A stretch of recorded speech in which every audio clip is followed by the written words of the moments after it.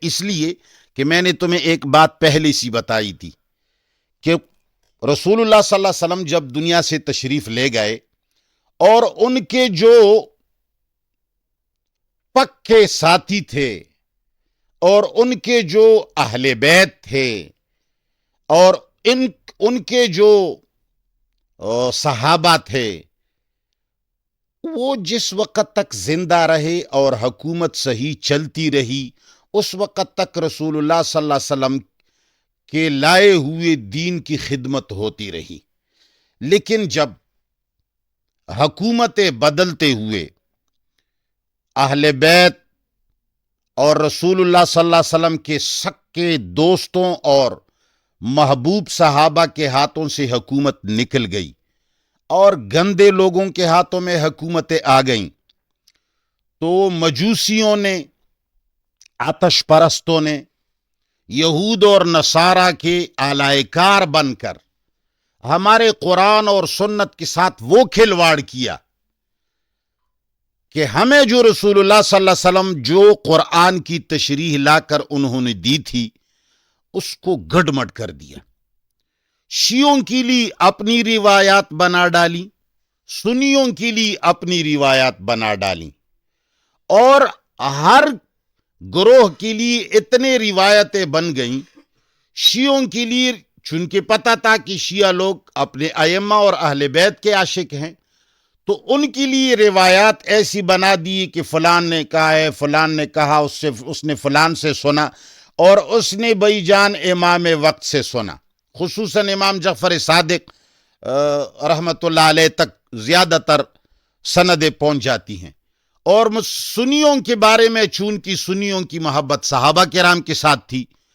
تو ان کی سندیں پہنچا کر کسی صحابی کے اوپر، صحابی سے آگے محمد رسول اللہ صلی اللہ علیہ وسلم کے اوپر پہنچا دی۔ یہاں ایسی روایتیں بنا ڈالیں کہ یہاں ایسا دین بنا دیا جو پوری زندگی، ساری 1300 سال کے اندر سنی سوسائٹی ایک جگہ،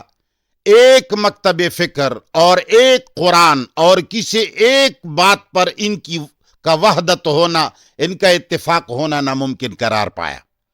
وہاں شیعوں کو ایسی باتیں سنا دی گئیں،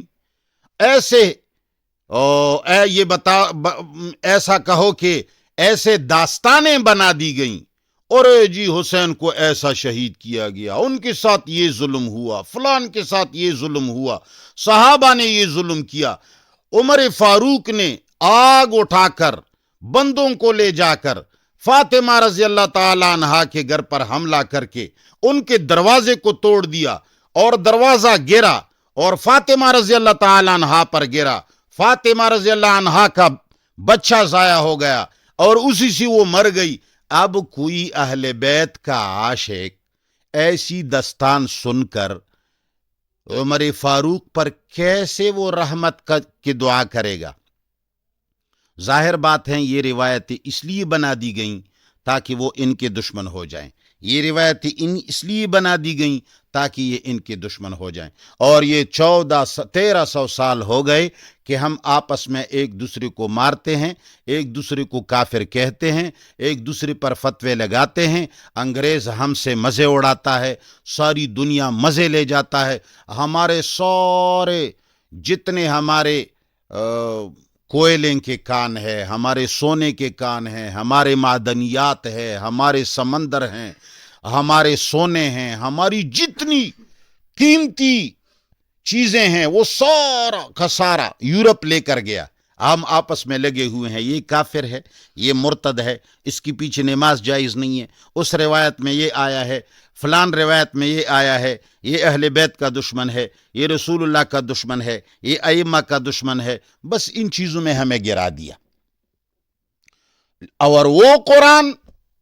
جس میں کوئی اختلاف نہیں تھا، وہ تفسیر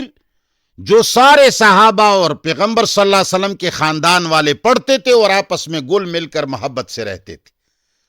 وہ ہم سے غائب کیا گیا، اور ہمارے سامنے وہ تشریحات لائی گئیں کہ ایک آیت پڑھتے ہیں اور 1 گھنٹہ اس پر ہم کہتے ہیں کہ فلان نے یہ کہا ہے، ایک قول یہ ہے کہ گائے اس لیے ذبح ہو گئی، دوسرا قول یہ ہے کہ گائے اس لیے ذبح ہو گئی، تیسرا قول یہ ہے کہ گائے اس لیے ذبح ہو گئی۔ ایک گائے کے لیے چار اقوال ہیں۔ اب یہ معلوم نہیں کہ اس گائے کو اس لیے ذبح کروانے کا حکم دیا گیا تھا کہ یہ لوگ گائے کو مقدس مانتے تھے اور ان کے دلوں سے اس میں نفرت دیکھتے تھے، یا اس لیے اس کو ذبح کرنے کا حکم دیا تھا